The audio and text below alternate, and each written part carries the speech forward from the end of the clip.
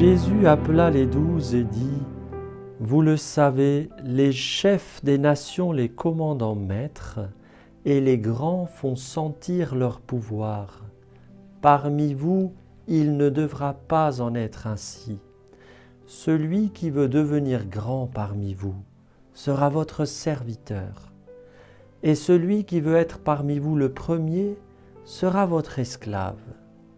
Ainsi, le Fils de l'homme n'est pas venu pour être servi, mais pour servir et donner sa vie en rançon pour la multitude. » L'humilité, quelle belle vertu! Elle existe d'une manière suréminente en Dieu lui-même.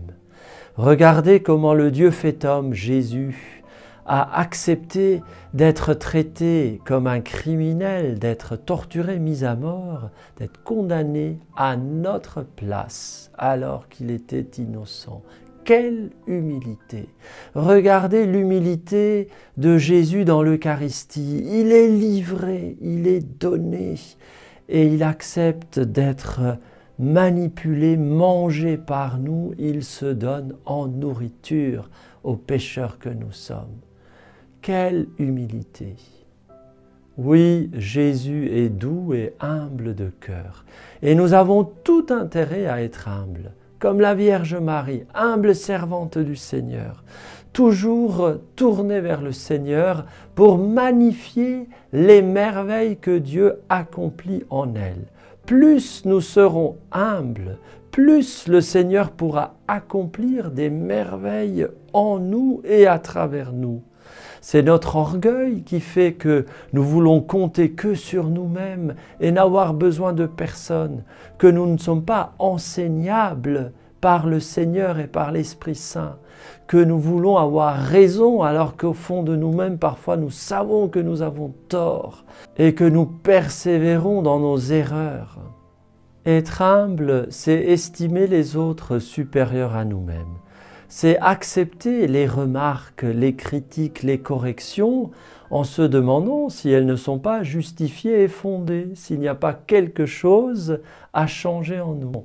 Eh bien, acceptons de nous mettre en question pour grandir, pour avancer. L'humilité permet de grandir, d'avancer tous les jours. Celui qui est humble accepte aussi d'être enseigné, d'apprendre des choses, de s'instruire, avant tout par la parole de Dieu, mais par les autres, par l'Église. Soumettre notre jugement à celui du Seigneur, révélé dans l'Écriture, la tradition, le magistère de l'Église. Voilà une belle humilité.